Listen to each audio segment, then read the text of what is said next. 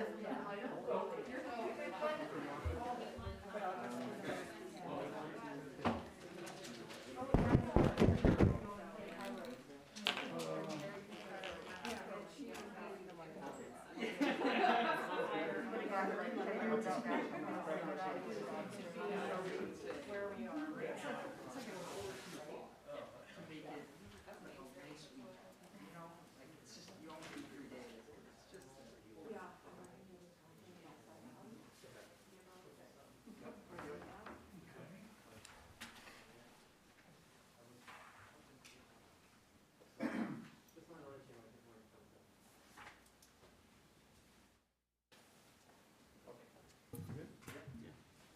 right, prior to the start of the Planning Commission meeting tonight, we have a joint public hearing in front of the Planning Commission and the Town Board and representatives of the Waukesha County Park and Land Use Planning Division.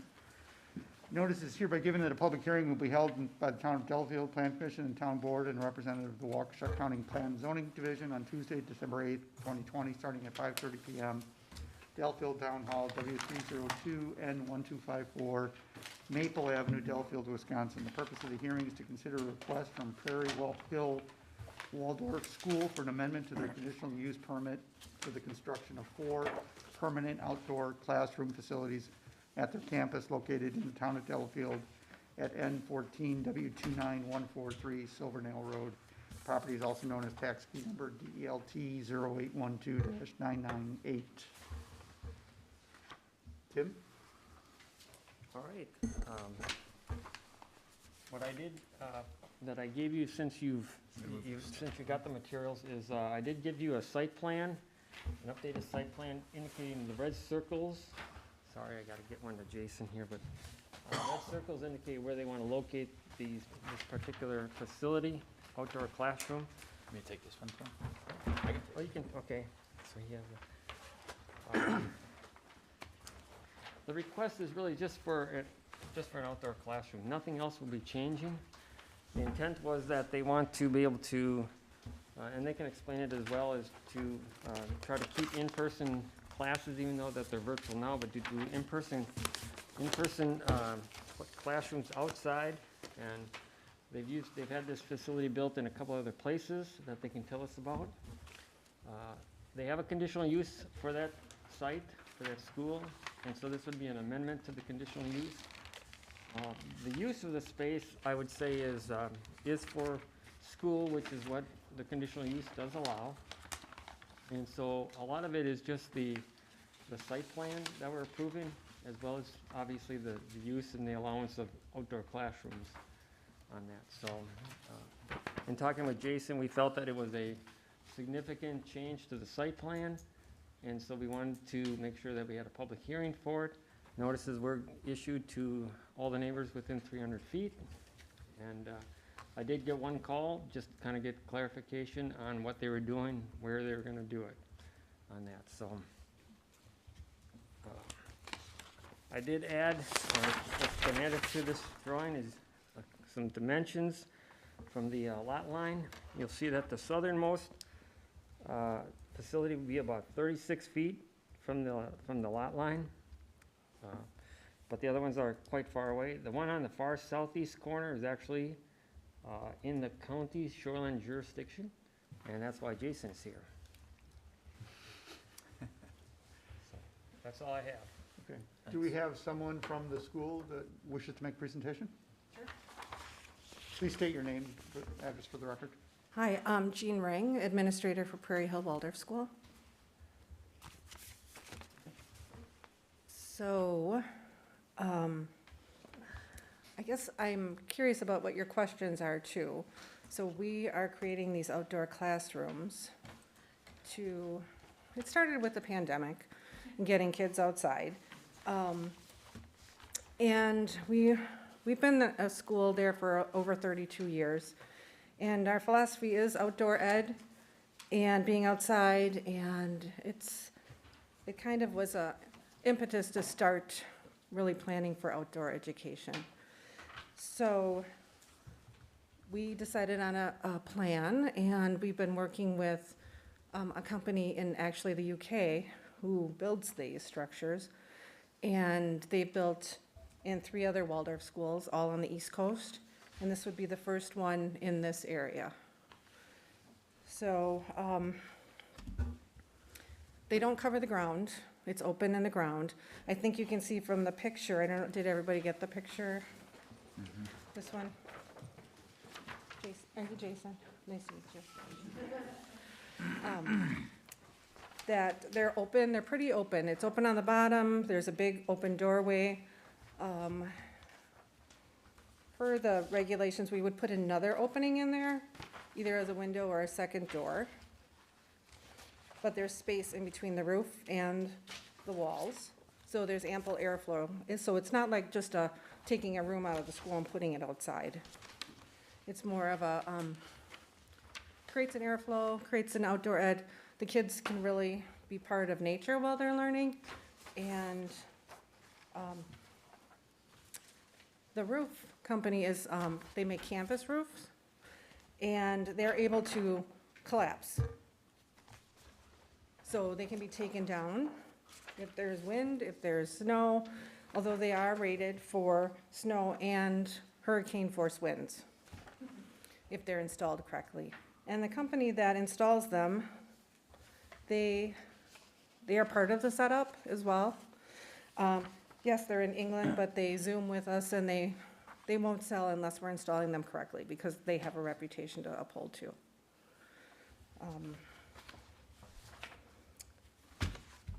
So we were asking for one on the southeast side, because when we decided where we wanted to put these, we walked around and tried to figure out places where it wasn't so loud. We have 94 right to the north of us, and the traffic noise is really loud. I do understand now that there are issues with that one, and I would be happy to move it to the other side as well. Okay. What else can I tell you? Any questions? How many children would be in the enclosure? The average class size is about 12. 12? Mhm. Okay. What does the photo show depict as the ground cover? Is that wood chips? Yeah, it's like mulch. Mulch? Yep, it's either mulch or dirt. Okay. And I was told it was going to be a chimenea, but that's Well, what's in the photo. I mean, that's an option. The other option is not to have a heat source, or just a regular type of, outdoor fire thing.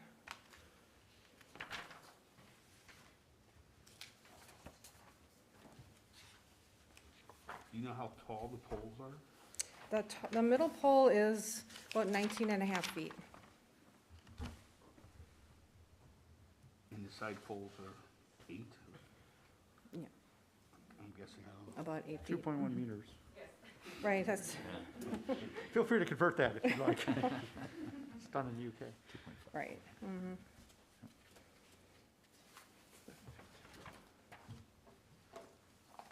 And this, I mean, what you're proposing to build will look like this. It Yeah. won't have, it'll have the planking, has the walls approximately 4 feet off the ground. It's maybe 5. So it'll probably go all the way to the ground, the wood, like it is in the picture, but it'll be open on the top.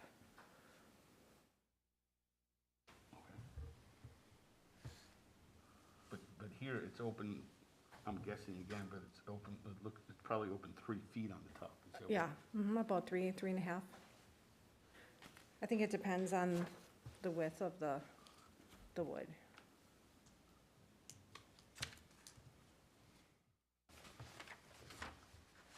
And the manufacturer has never had any fire issues or safety No. issues? No, I did talk to one of the schools where he built in Maine, and they just built them this last summer, and they haven't had any issues or any concerns around that. They're pretty new, but they seem to be, really sturdy.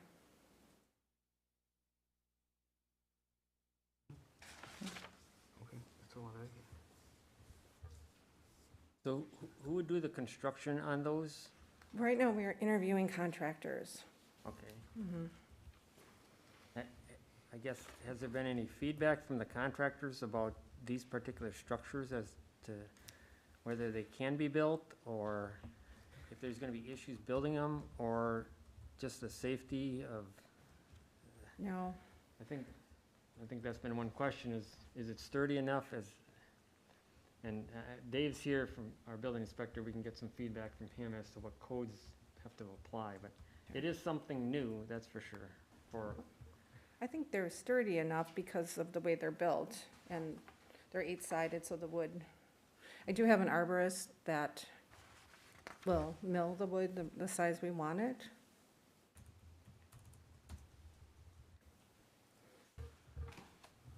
Yeah, I guess I do have a question about just safety for the kids from a burning standpoint. You know, maybe if there is a heat source, consider protecting the ability to get to that heat source. That's the only thing that I look at and think, oh boy, a kid could fall on that and burn themselves or something. But other than that, Yeah.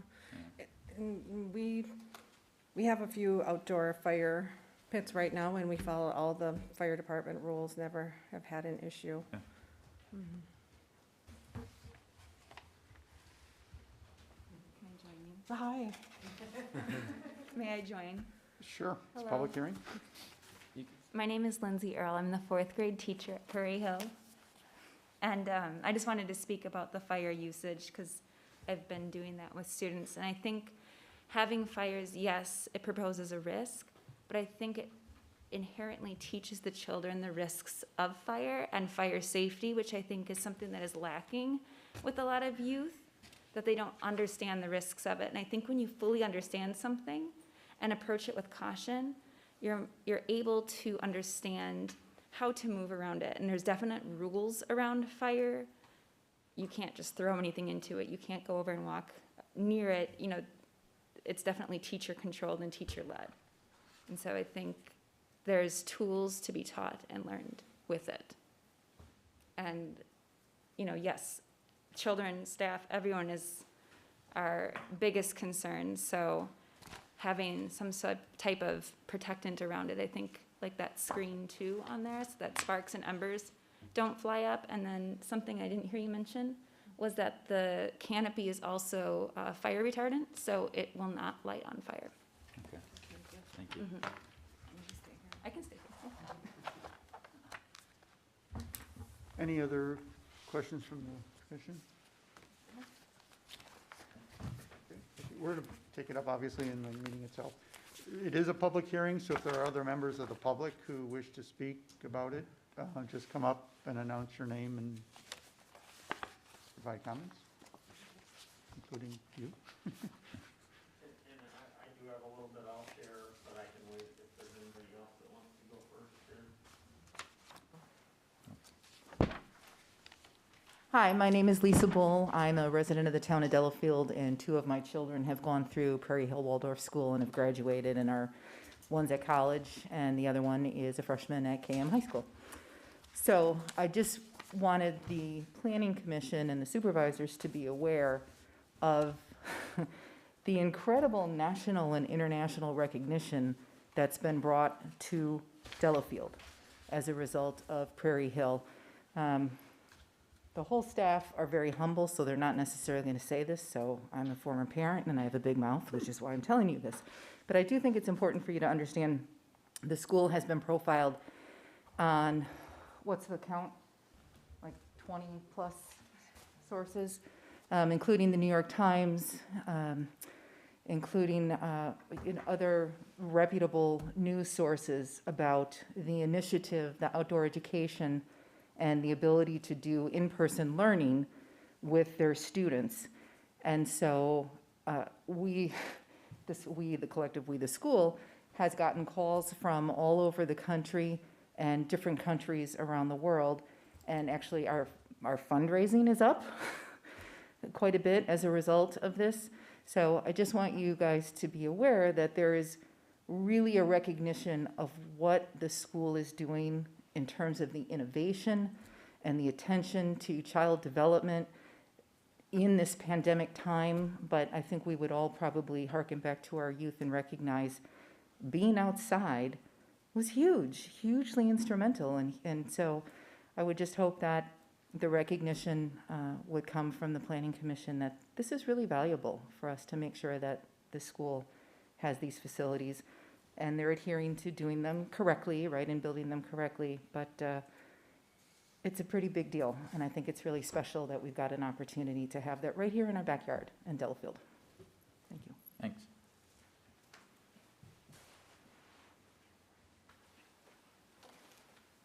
I feel short.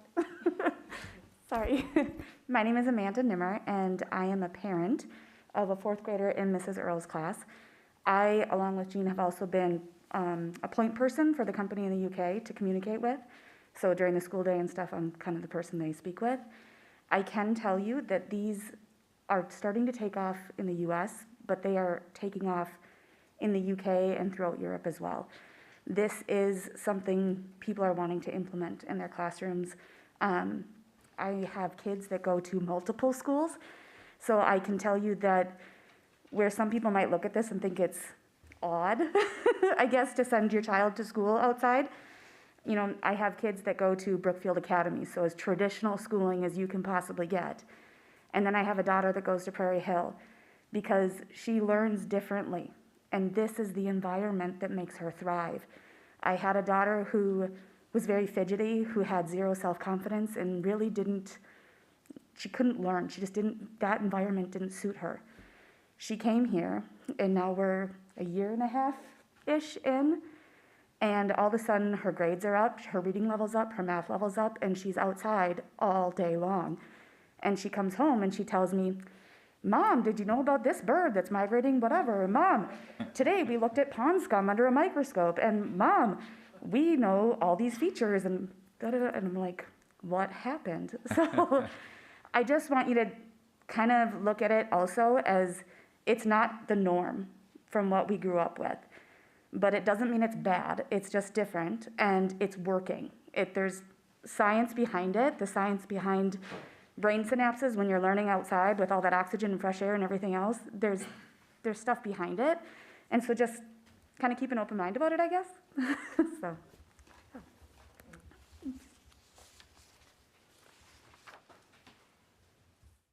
Anyone else? Jason?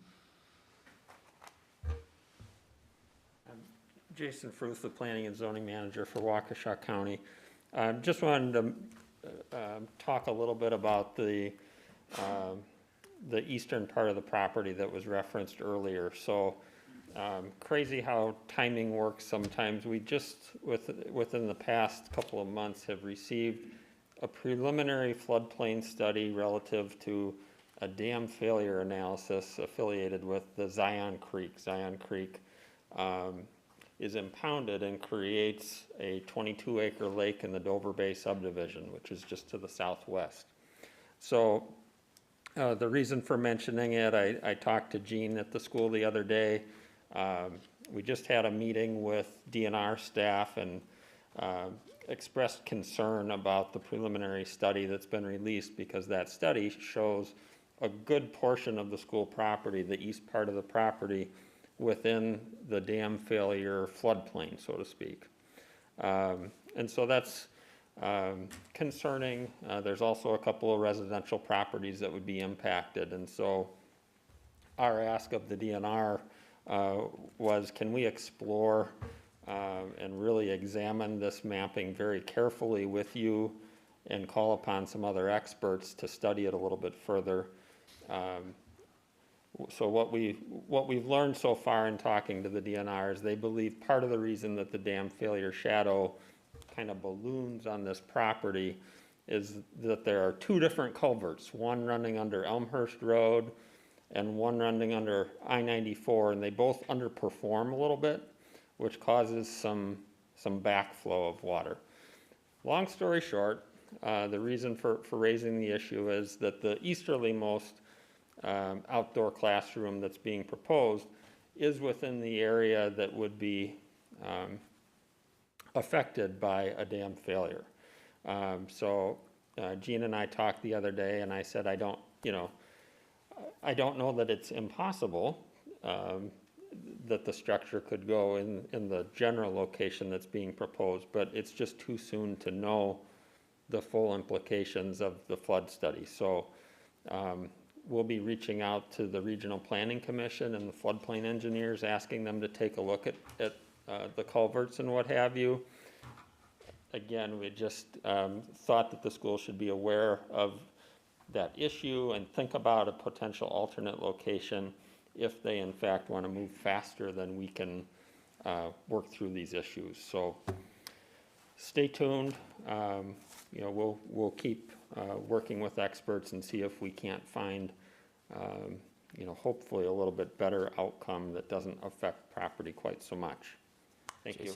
Jason, what about the homes to the south, and are those also, I guess they aren't part of this conversation, but would they be getting flooded as well? No, not Okay. to the south.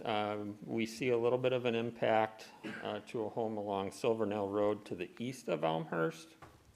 And then we see one other impact.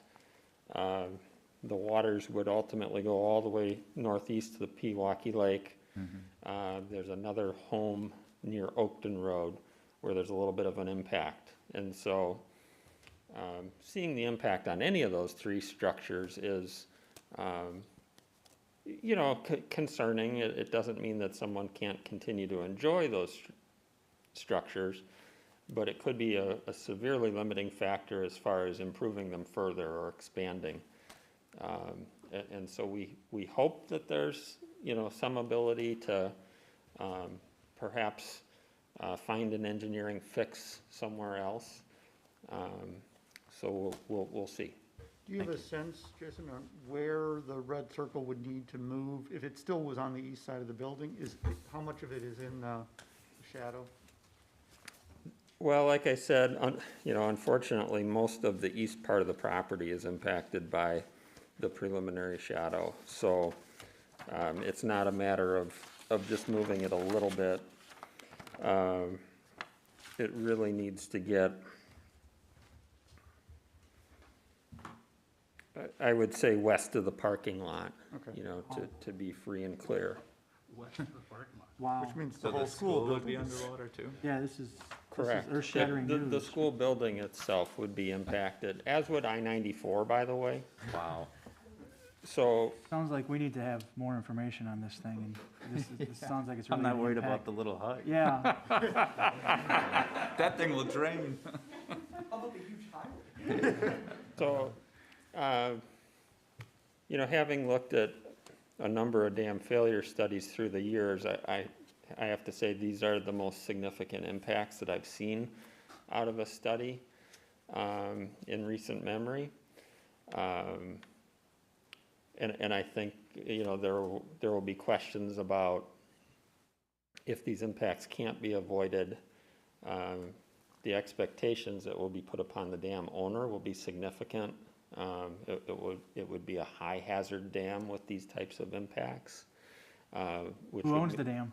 the homeowners association is my understanding. Not the town. No,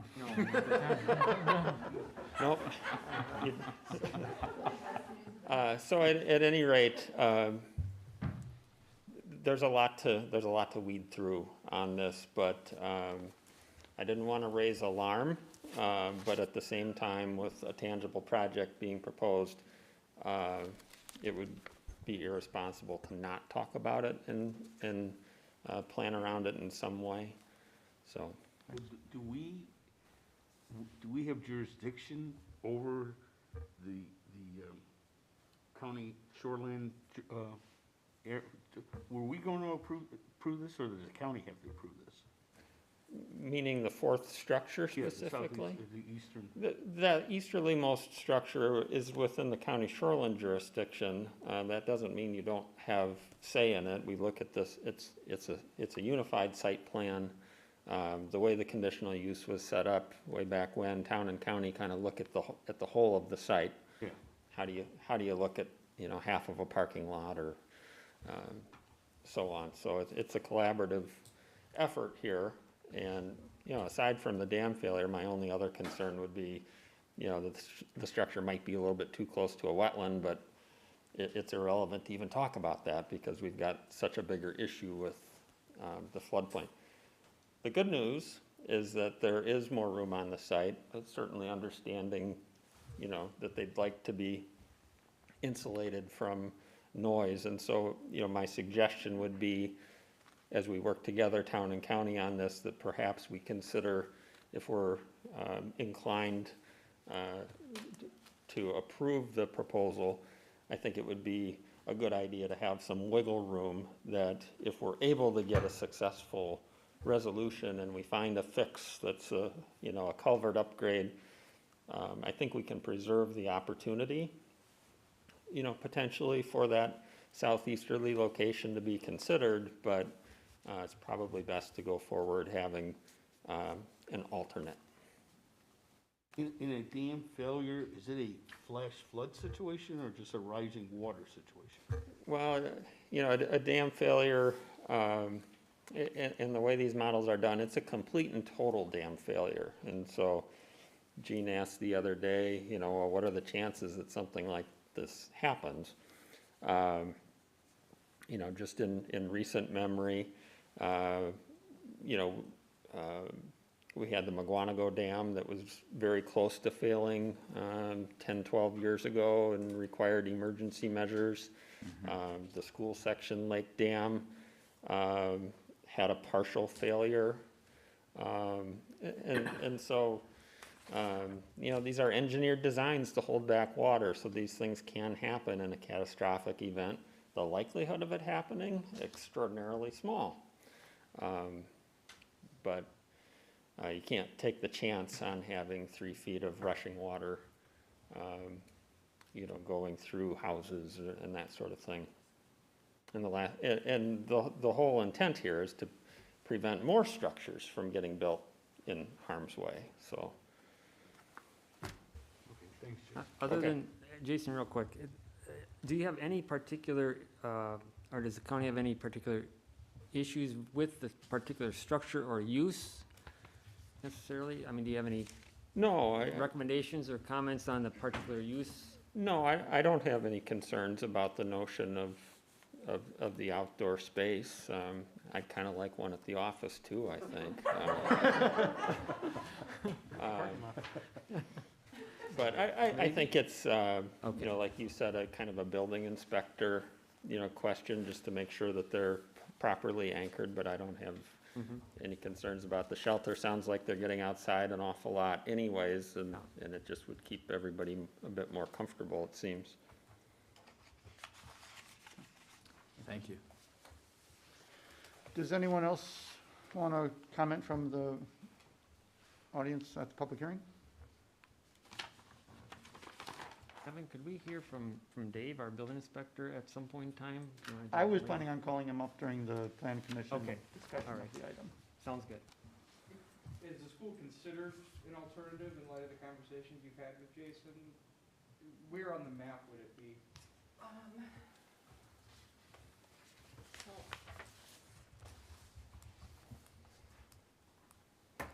It would be, there's a little rectangle underneath the red circle. It would be on this side of that rectangle too. So we would have one on each side of kind of that area. Which red circle? The one on the west, the top, the north. Mhm. So it'd be, right, it'd be on the other side of the chicken coop, I'm sorry, you're saying south of the chicken coop? Yeah. south of the chicken South of- coop. Mhm. Okay.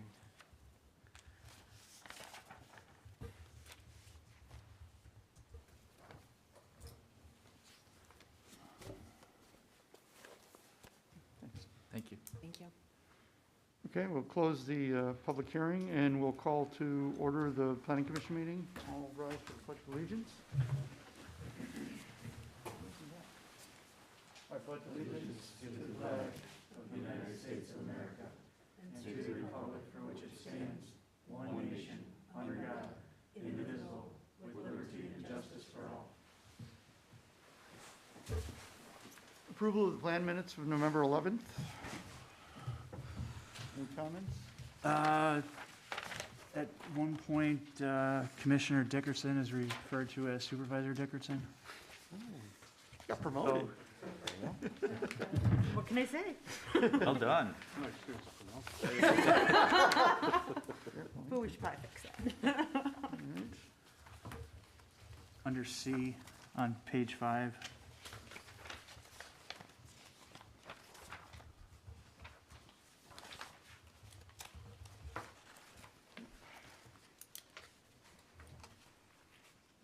But other than that, I'd make a motion to approve with those corrections. Second. All in favor? Aye. Opposed? Okay. Communications, none? Still none? Okay. Unfinished business, none? New business. Prairie Hill Waldorf School, Jen Ring, administrator consideration possible action on an amendment to their conditional use permit to allow for the construction of 4 outdoor classrooms on their property and approval of the site plan. All right. We have building inspector come up? Pardon? Want to have the building inspector come up? Sure, why don't we do that first? Tell us what you think. Oh, boy. Because Lucky I left my car running. Welcome to the leader when technology meets industry, because they are right. There will be recognition for what is going to happen. It'll be on the news. And so we just have to be very careful that we do everything the way it should be done. And I'm looking into that. I really support the idea too, so I want to make sure that it's done to meet all the required codes. The first code that we'll have to meet is all the wind and snow loads, and we will need engineering behind that. If they're shipping these buildings to different states, they probably have this engineering done already. So that probably won't be a problem. Then we'll have to do occupancy load, and I talked to the state inspector today because, he said he's never heard anything like this. I haven't heard anything like this, so we're just gathering information to make sure that do this correctly when it gets done. So we'll have to, it's almost like an open air, it is an open air structure. It's not an enclosed building, so some of the building codes won't have to be met. But it's like no different than having a pavilion in your park and people meeting in that park. It's kind of along the same lines as that. That's what we came to that conclusion today. The heating source, open flame, that's probably gonna have something we're gonna have to deal with that may not be allowed, but once we get farther down the road with more detailed plans, then we can address that with, I don't think they'd be allowable to that, but like I said, everything's brand new. So everybody's gonna have to do a lot of research and homework to make sure that we get this correct. As long as it's open-sided, it doesn't have to be heated, and we can't regulate if the kids can be in there or not, whatever the temperature is at. It's the same thing as just being outdoors or just trying to enclose it a little bit. I think it's doable with some modifications to, but we're gonna be the first people to get this done, just like when everybody wanted to get married in a barn. And everybody opened up their barn, and then all of a sudden the state caught on, and they're like, hey, well, we need to regulate these structures. So then we started regulating them, we started, engineering them.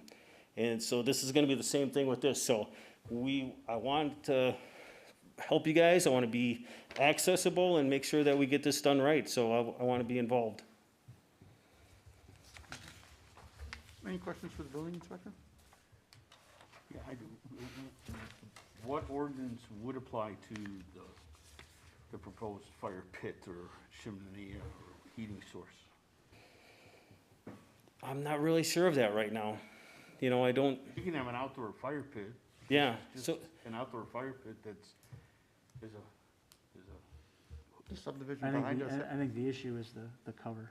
the cover and the ground cover. yeah, The so, quality of, I know chimeneas, and they're nowhere near as stable as the steel fire pod that's shown in the picture. I've had chimeneas for years, and they're not as stable or as safe as this metal cast fire pit.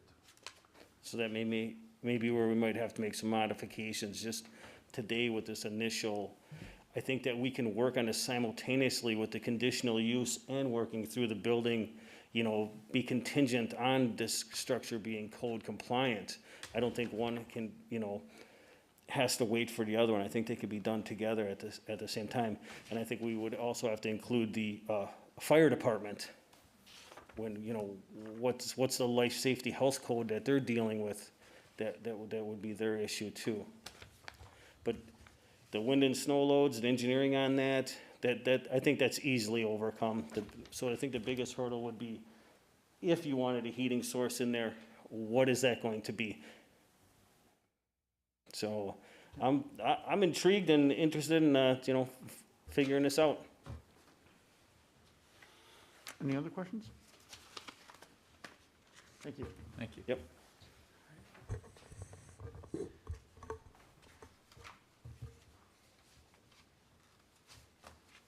You ready for me?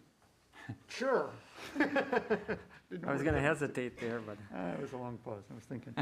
So what I gave you on the table tonight, there's a number of things. One was the site plan, obviously. One was a draft conditional use amendment.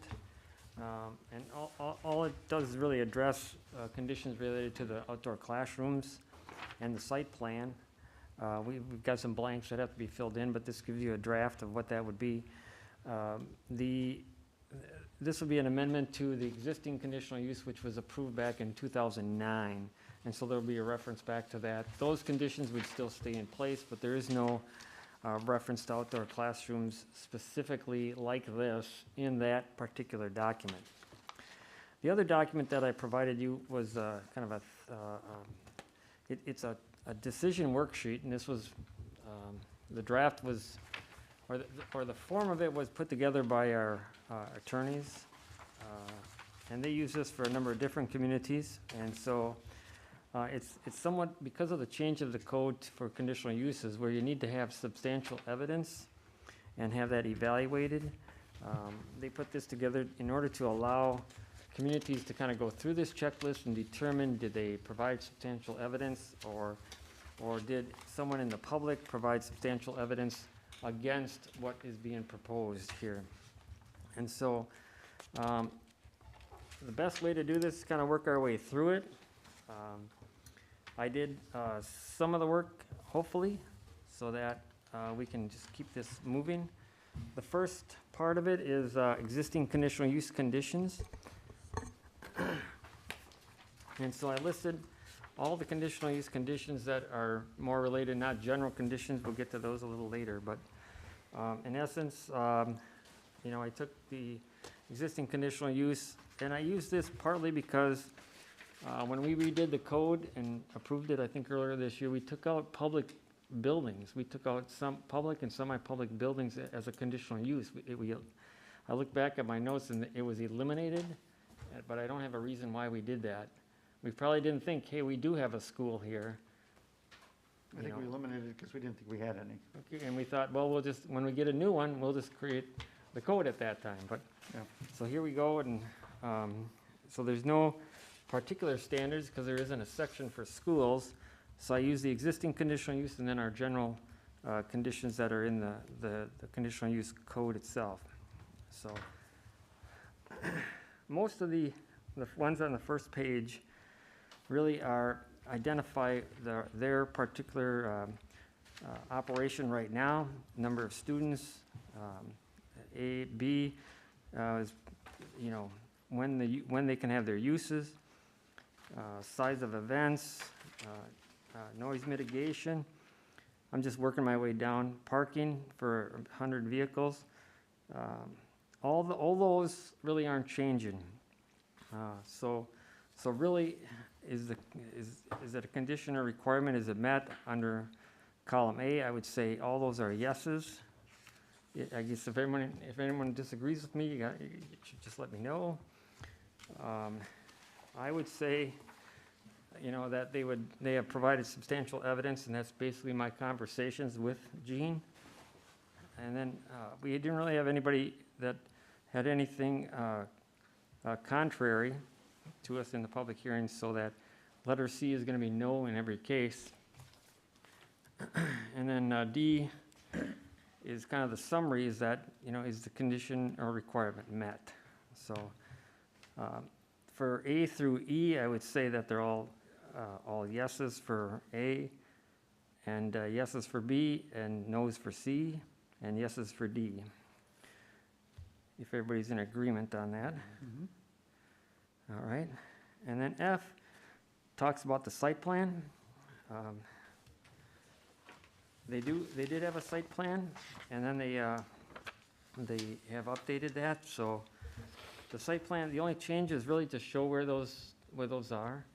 And if they're gonna change that fourth location, I think we should just include that as the location. You know, I don't think there's any real magic to those locations, other than they have to meet the side yard setbacks for that building, that fourth building, but the other ones, I believe meet our, I think the side yard or rear yard is 30 feet, and their closest one is 36 feet. Would the one south of the chicken coop need to be a certain distance from the chicken coop? Is there a building on building setback Just- requirement? Well, yeah. Usually it's a primary structure and like an accessory structure. I don't think we really have something for accessory structure to accessory structure in the code. But I think it'd probably be a good idea to just make it 10 feet at least, so. on there. Moving on to the second page there, under letter G, continuing on, access to Silvernail Road, that doesn't change. H kind of identifies the buildings. There's really no change to those, other than the addition of the new buildings, which we would do, and they've shown us a site plan, so they've given us evidence of where those are gonna be. It's not really a condition, but the site plan would be, approval of the site plan would be a condition. No changes to the signs. They will have to meet all well and septic facilities. They're not gonna have outdoor septic or outdoor restrooms. They're just, they'll be using the school restrooms just like they would normally in any classroom. You still have chickens on site, right? Yep. So, and then letter L is, we allowed a church organization for Sunday morning services back when this was happening. Do you guys do that yet? No. Okay. We can leave that in, I guess, unless people want to take it out, but that's in the original one. I'm not necessarily going to make a change on that. Once again, most of those, I would say, meet that condition of, that it's applicable and that they have substantial evidence, just through my conversation with Gene. Third page, we're on letter M. Once again, no changes to the use of the facility. And then we state in there that the town shall be allowed to use the facility as a polling place. No changes with that, and I don't think that's gonna happen because of right now we use the church. So that works out well, but we had that we wanted to have that opportunity back in 2009. All right, so on the bottom of page 4 of 8, we have basis of approval standards. So these are standards that are in the beginning of the conditional use permit, and they just talk about, whether or not, in general, if it meets the spirit or intent of the code, it's contrary to public health, safety, or general welfare, hazardous, harmful, or noxious, offensive, or a nuisance. And then it has to conform to all the code requirements, and so far as we have, based on the site plan, that they do meet that. I guess the question would be, it says be contrary to the public health, safety, or general welfare. I know there's been some concerns about safety of the kids, safety of the teachers in a structure like that. I guess my question to the Plan Commission is, are you satisfied that they provided evidence that it will be a safe building? That would be a yes or no question.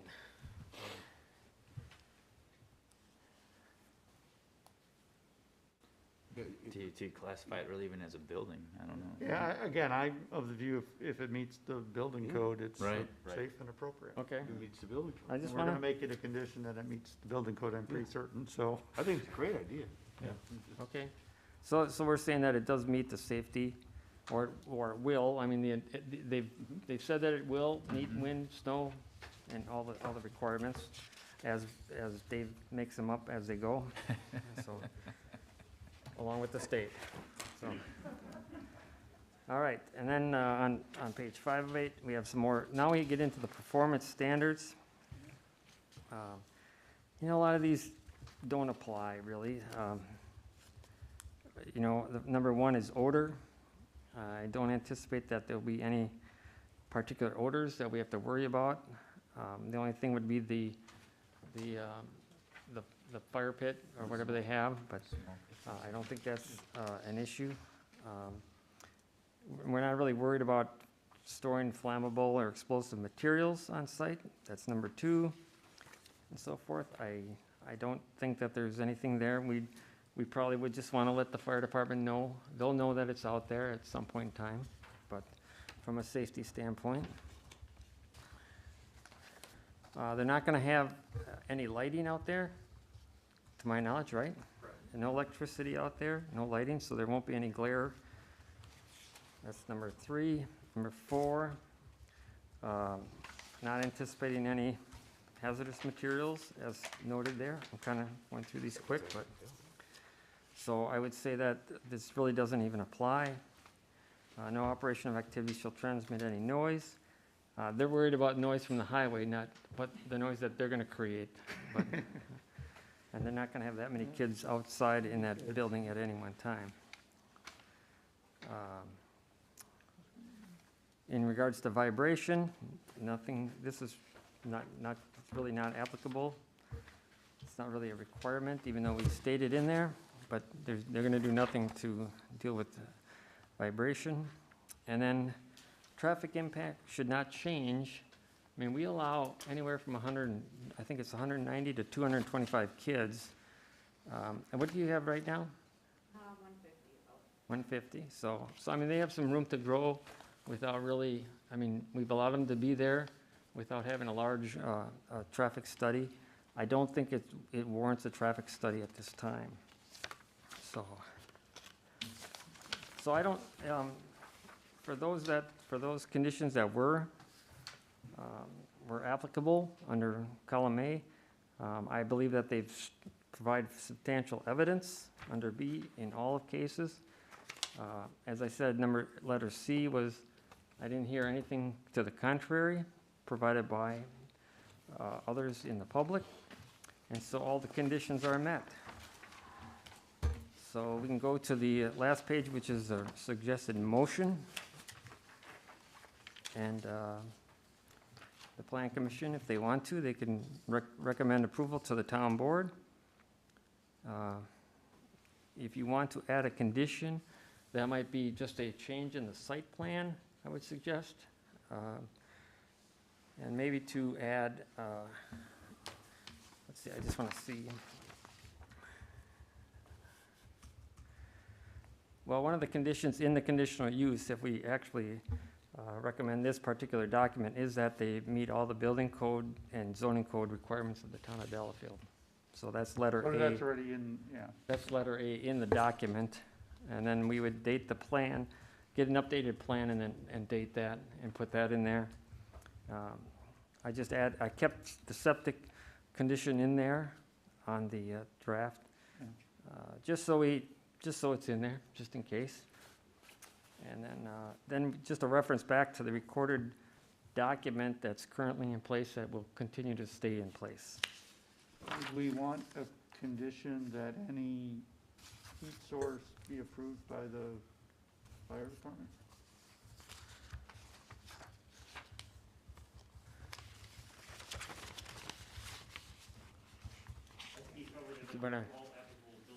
Yeah, Okay. if we go by building codes, that might be enough. Okay, and that's fine with, I think they trust, our building department to make sure that it meets the codes for fire suppression or heating, things like that. yeah, okay. Gets a little, And we're just concerned that there really isn't a building code specifically for this kind of building. But yeah, I'm yeah. not worried about it, so. so. Is the site plan that we're considering based on the handout that we received tonight? Yeah, Or yeah. was there discussion of moving the southeasterly location towards the chicken coop? That's the discussion that occurred tonight. So we would probably approve Well, we a have, site plan with a possible movement of the fourth building from the southeast corner to being 10 feet south of the chicken coop. Understood. or just no buildings are allowed, no structures are allowed On the in east the side. area impacted by the dam failure, by a potential dam failure. Which means if the dam failure gets engineered away, they could put the building in the southeast. But that's okay, isn't Yeah, but that probably won't go as quickly as the building will. it? Well, I would agree, but Yeah. they could always put another one or move Yeah, it. right. move it. Sure. Now, the conditional use does state that they can construct up to 4. They've asked for 4. Four. And so do we want to allow them to have more? Or are you saying if they have 4 and then they get the one to the east, they'd have to come back? Yes, they could come back. Okay. Do you Oh, I don't care. do you We see a can need word to it have either way. more than 4? Or is that, I mean, maybe way in the future, or is there a need to have them more than 4 now? I mean, that's what I'm wondering. These are new, we're gonna try Or is that just, There's enough room to give them like 1 or 2 more, just so that, sure. You could say up to 5, up to and then 5 make sure they don't build it in the, in the floodplain. yeah. Unless they're wearing waders. The other option is to say, you can have up to 5, but you have to bring back the site plan so Yeah, we that- see where they're at. My only concern, like I said, I got one call from a neighbor that lives actually to the east, more towards the southeast one rather than the west ones. That person didn't care about the ones on the west side. But there are some condominiums to the south of that, they will see them as they drive out, but I don't think that they're gonna be, I don't think it's offensive to have those buildings there and they have other things on site like that, so. Excuse me, I did speak to someone from the condominiums to the south, just asking general questions, what does this structure look like? And I think I put them at ease that it's an octagonal fence with a canvas roof. So it's not Okay. like we're pouring concrete, creating foundation, running plumbing and electricity out there. So I think, again, when people heard permanent structure, they were thinking buildings, not Right. child Yeah. housing. Is there already a structure built? No. There isn't? Okay. Are you looking at a, I'm looking on Good Morning America, and it looks like we've already built a structure here in Pewaukee, Wisconsin at the Waldorf School. Oh, really? They built a different structure. Oh, it was? Looks very similar, but looks good. That's a prototype. Okay. Didn't get approval for. Any other questions or comments? No. No, this is, I mean, the Waldorf School is an asset to the town of Delafield. This is a good project. They do good work over there. We definitely want to make sure that we, follow all the codes and all the rules and all the laws. We definitely aren't here to be an impediment or a roadblock to this project. So I move to recommend to the town board approval of the conditional use amendment for the Prairie Hill Waldorf School as presented and agreed by the applicant, with confirmation that the classrooms can and will meet all building codes as determined by the building inspector in cooperation with the state of Wisconsin. And I will allow them up to 5 of these structures, just when they add that 5th structure to come back with the revised site plan. I'll second. Does that So there's no imply mention of the flood area. that the site plan has to move, the one in the southeast should move? Do we want to move? I think that's up to the applicant to determine if they want to put a structure where the dam failure is. But that's up to the commission. Is there a timeline on the DNR study? It's the state of Wisconsin, what do you think? Go ahead, Jason. I really can't answer how quickly it's gonna move to analyze the impacts, and even if we're able to find that something like a culvert change makes the condition better, well, then there's gotta be funding secured for the culvert change, the project has, I think it's gonna take some time, is the short answer. Most of your fourth graders will have graduated.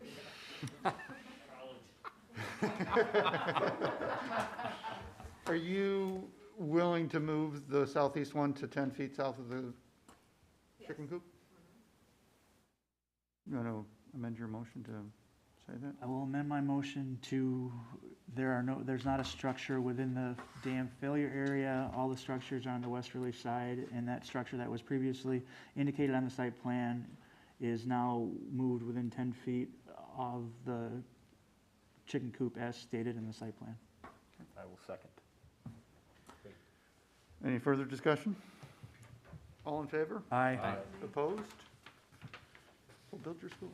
Well, actually, got to wait for the town board, Thank you. which is in 5 minutes, so, But it depends on how long it goes. well, I'll try to get done in 5 minutes, okay? Item 5B, Frank Romaine, W287N3183, Lakewood Lane, reconsideration possible action on a certified survey map for the reconfiguration of 3 parcels of land located at W287N3183, W287N3173, and N31 W28759 Lakewood Lane. Tim, did we get a new one? I did not, and I checked just before the meeting started, and I did get it, So really, everything on there, there's some technical items that aren't that critical. I think the most critical thing on this particular certified survey map is that they show on the east side and on the east side, they show a 50-foot, what was an easement that was created in 1955 that allowed access to a large parcel called Lot 27. It was part of a subdivision, and Lot 27 was a very large part of that. And I think it was a resort at one time, or a hotel of some sort. I think that's what I recall talking to Mr. Romaine about. And so there was an easement to allow a bunch of these properties to have access out to what's now called Lakeside Road, but on the plat in '07, it was called Maple Avenue, I think it was, on the old plat, 1907, so I guess they changed roads names around. So the issue that I wanted to bring up is the town in 1990 passed a resolution that basically took over Milltax roads, and this might have been a Milltax road, but it was listed on that resolution, and then we designated that Lakewood Lane as a 30-foot right-of-way. And so the question was, well, okay, we have an easement there for what I would consider a private access easement, and then we had this resolution that said 30 feet, and the surveyor put down, as you can see, he allowed it to remain at 50 feet. So the conclusion, we had a staff meeting last week, and the conclusion from our attorney was it should be 30 feet. And then that's basically, the resolution says centered on the paved way of Lakewood Lane. So basically that's gonna change, and it's gonna look a little different because there's gonna be some lands added to Lot 1 between the extent of the 15 feet on the northwest side of that property, and then the property line, as well as on Lot 3, there's gonna be some dedications along the east, south, and west side of Lot 3, and then the west side of Lot 2, in order to basically illustrate where the resolution has indicated the right-of-way should be. So I don't have that particular drawing, and so, but that's what it's eventually going to look like. The owner of Lot 3, Mr. O'Malley, is here basically representing Mr. Romaine. So if you have questions, I can answer those. When can we see a survey that actually shows what we're approving? Well, I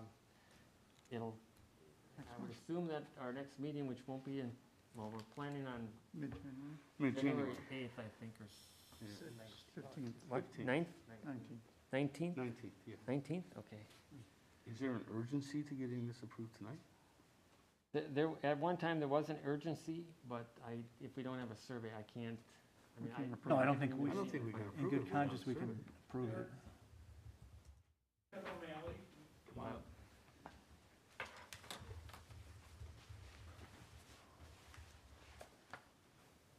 Kevin O'Malley, one of the property owners. I don't know that there's an urgency to pass this tonight. You folks are looking at some documents and some drawings that I have not even seen yet.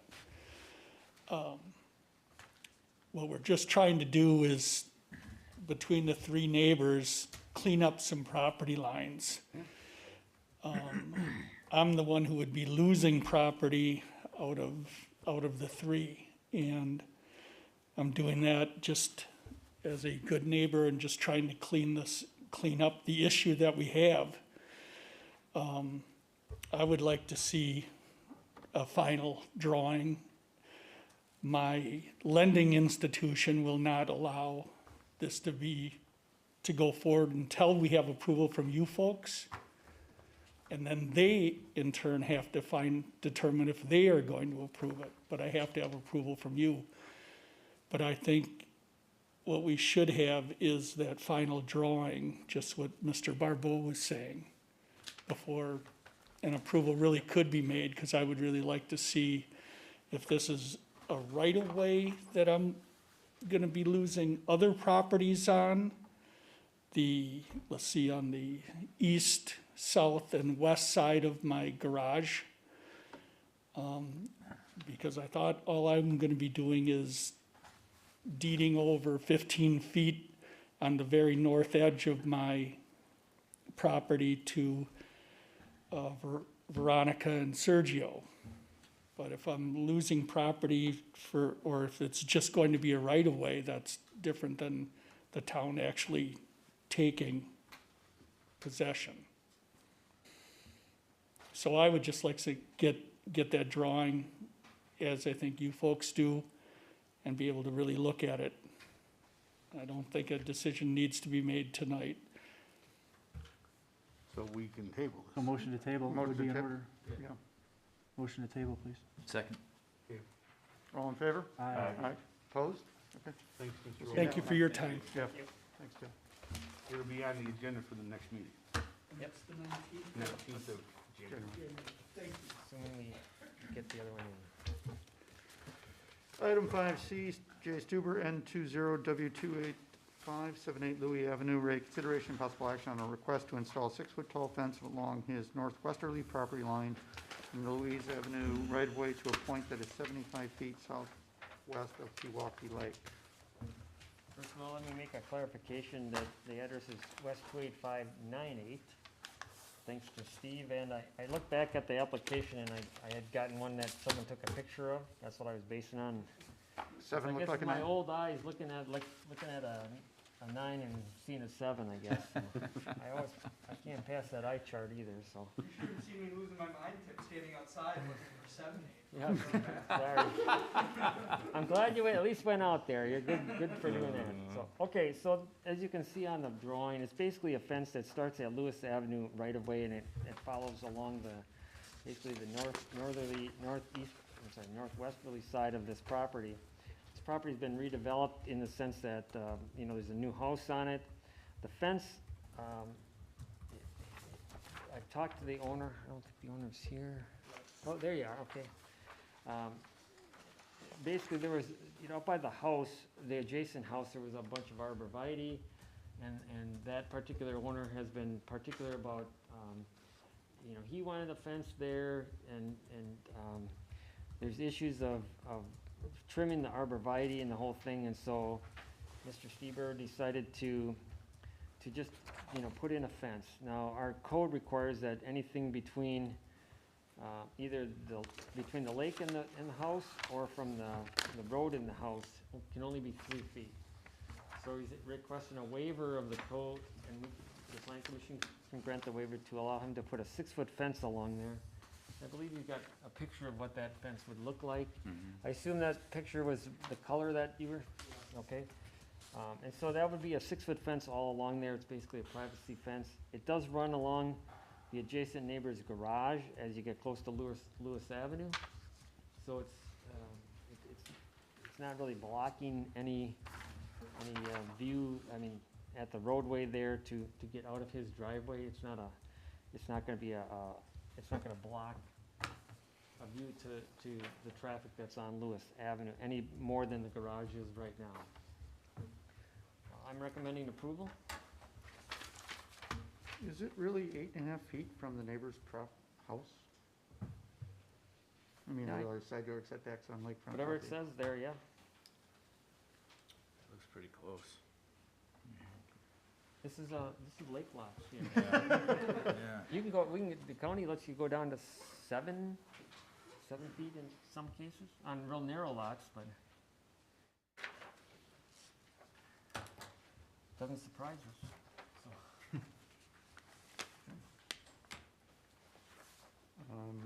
Do you know if the neighbor had any comments?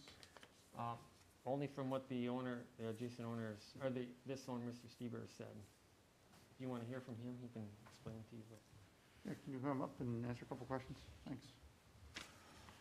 I have not talked to the neighbor at all. Hi, my name is Jay Stieber. Last year I got letters from my neighbor, Jimmy or James Bataro is his name. I got letters from his attorney. He wanted my arborvitaes cut down, and I told him I didn't want to cut them down. I didn't plant them or anything, but, so he had an attorney send a letter out saying that he wanted to put a privacy fence up. And I said and I had my attorney draft a letter back. I just said, that's fine. You just can't go on my property, because I knew he was gonna try to have an excuse to cut my trees down then to put his privacy fence up, and that I would technically have agreed. So I just said, as long as you can't go on my property to build it, I'm fine with you putting a privacy fence up. I think it came back to like money when he realized how expensive it was gonna be. So he ended up not doing the privacy fence. Now, my house was very close to his house. I was only about 2 feet from his property line. Now with the new house, I have a setback. It's like 14 feet. I believe it's a setback from the property line. But now I'm looking at putting the privacy fence up myself instead of having him do it, because he's not doing it anymore. So, Are you taking out the arborvitaes? Is that the? yeah, most of the arborvitaes were already cut down. I have like 3 left just because he can see up in our house very easily. So until I got the approval, I was gonna wait until I cut those down just with 2 little girls and stuff.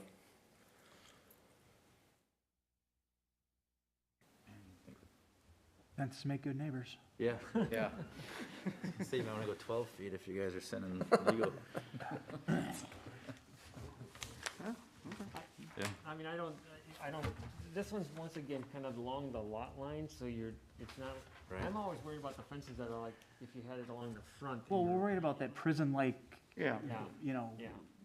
Which Yeah, that, and I don't if you- think that's if you've what been this down Silvernail Road, down, like, on the east end, there was a fence there, and Dave had him take it down. Right. And that looked awful, yeah, so. yeah. There's no safety issues pulling out of the driveway by having clear vision down Lewis Avenue. And he's not in the right of way either, so right. No different than And the what it is now. boathouses There's are not much already- right of way the there. Garages are already kind of blocking I in don't, on that. I don't have a problem with this. You don't have a problem getting out now with the garage there, do you?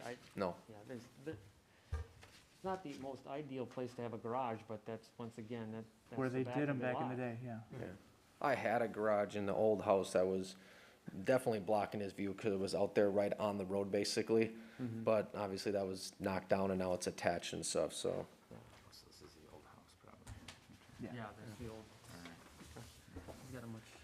Motion to Much approve the larger. waiver for the, It's set back too. I think it's set back further, isn't it? Okay. I'm sorry. I'd like to make a motion to approve the waiver for the construction of the fence for Jay Stoiber. Second. Any further discussion? All in favor? Aye. Opposed? Thank you. We gotta get a permit from Dave then, okay? Discussion none. Next meetings, we're not going to meet on January 5th. I think it's January 5th, give your schedule. January 19th. Yeah, but on January, when are we having the virtual? Well, I'll read it. Yeah. It's the, well, it's the tentative plan. I mean, this is a tentative plan regarding the Thomas Farm development, proposed development or ordinance change. The week of January 4th the county will hold a neighborhood meeting, a virtual neighborhood meeting, explaining what the workshops have been working on for the last 7 months. That's the week of the 4th. The town board will have their regular meeting on the 12th. The plan commission meeting will meet on the 19th, at which time it will not be a public hearing. It's just a plan commission meeting and a discussion on the, no action, a discussion of the mixed-use ordinance as a result of, proposed by the county, focusing on the meetings that the community has had with the county over the last seven months. And then on February 2nd, we're tentatively planning to have this February 2nd, a public hearing followed by a plan commission meeting where the plan commission may act upon the ordinance that it reviewed on the 19th. And then it could go to the town board on February 9th with a recommendation possibly from the plan commission. That's all really rough agenda. So the next plan commission meeting would be the 19th, and one of the agenda items would be the discussion of the proposed ordinance, the proposed mixed-use ordinance from the county and the meetings with the county and the community. Is that right? Okay. Yeah, so we'll, Is that right? we'll delay the plan commission meeting by 2 weeks, and then the middle of January 19th will be the next plan commission meeting. Can I, The only thing I would want to add is, we did promise our work group that we would distribute a full draft. We showed them, you know, an incomplete set of sections of a draft the last time we met. So we would certainly circulate in advance to them as well as to all of you, so that you're not looking at something. A full draft of the proposed ordinance. Well, hopefully Jason can stay to the or to the town board meeting when we talk about this under our communication. can I just clarify, this ordinance may not be called the mixed-use ordinance? Or we don't know? I think that's to be determined. Okay. You know, and obviously, it's ultimately your decision, Okay. what you care to. Okay. We've been considering another term, maybe like plan development district or something like that. Doesn't it, well, we can discuss Just that. Yeah, so- I mean, just as so- long as the, If you hear different words, just, you know, there might be. as a long as I don't different- have to go back and amend the land use definition of mixed-use land use. No, no. Yeah. Not land use, this will be the code. Trying to make it sound fancy. So this is gonna be discussed further at the town board meeting, but that's the schedule for, in essence, the next plan commission meeting is scheduled for the 19th of January. Okay. Motion to adjourn. Second. All in favor? Aye. Thanks. We'll take a Ed, you beat me to that. 2-minute break while we change these.